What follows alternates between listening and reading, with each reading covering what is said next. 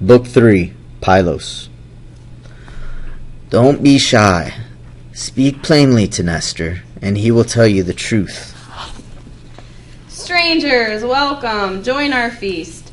Make an offering to Lord Poseidon, for this feast is in his honor. Lord Poseidon, whose dominion embraces the whole earth, hear our prayer. Glory to Nestor and all the line of Neleus. Good fortune to every man of Pylos, in exchange for their sacrifice, and swift success to Telemachus and myself in our mission.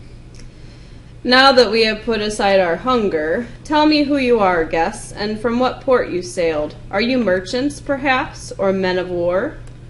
Nestor, son of Neleus, pride of Achaea, I will answer you.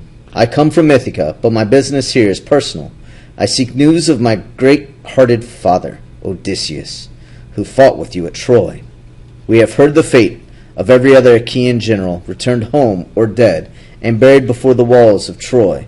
But of Odysseus' fate I can learn nothing. I beg you, tell me what you know. Did you see him fall in battle, or ever hear of his end from any traveler?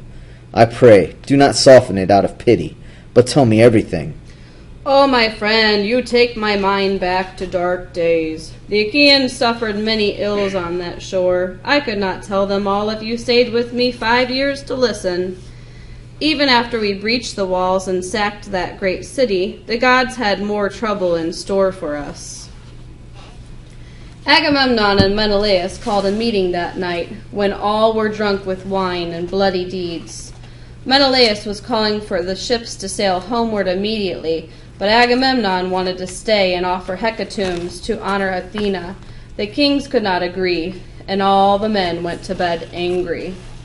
In the morning, Menelaus and half the fleet sailed off, myself and Odysseus among them, while Agamemnon stayed to make the sacrifice. But even among those who sailed, there was disagreement, and at Odysseus' urging, some of the ships turned back to make peace with Agamemnon.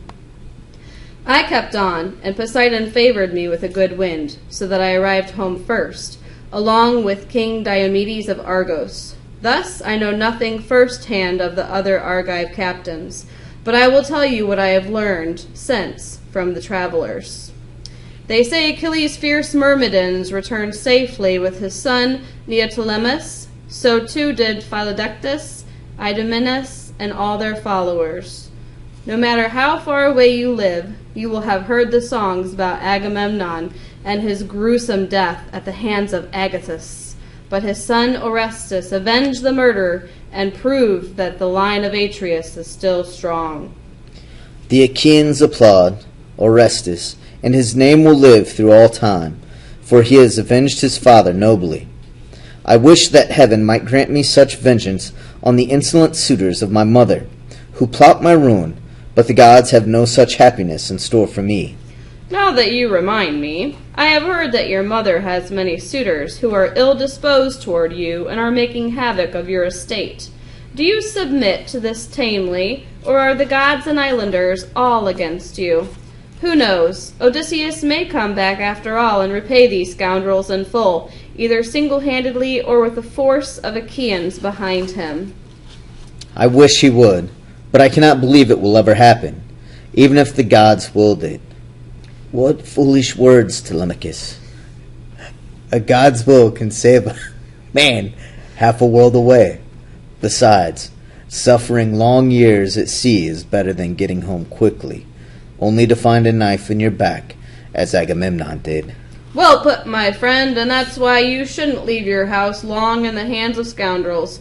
Nevertheless, before you sail home, I would advise you to seek out Menelaus, the red-haired king, in his palace at Sparta. He was the last of all the Achaeans to return, and in his travels he may have heard something more about your father. Sail there tomorrow, or if you'd like, I'll lend you a chariot to make the journey by land, and one of my sons will go with you as a guide. Good advice. Let's slice the bull's tongues, make our offerings, and be off to our ship to rest. Gods forbid that the son of my old friend should sleep on the deck of a ship when I have good warm beds of sheepskins, blankets, and deep-piled rugs. You must be guests in my hall. Well said, sir. Telemachus should do as you ask, but I must go back to give orders and reassure the crew. They're all as young as Telemachus here, unused to the hardships of sailing. Send Telemachus on his way in a chariot with swift horses, and one of your sons for company. My friend, I have no fears for you, if at such a young age you're so favored by the gods. Why, that can only have been Athena, Zeus's gray-eyed daughter, who always favored your father in battle. O lady, hear me. Grant fame and good fortune to my wife and sons. A noble heifer, 1 year old, that no man has ever yoked or driven, will be yours in sacrifice. I'll sheath her horns in gold and offer her up to you.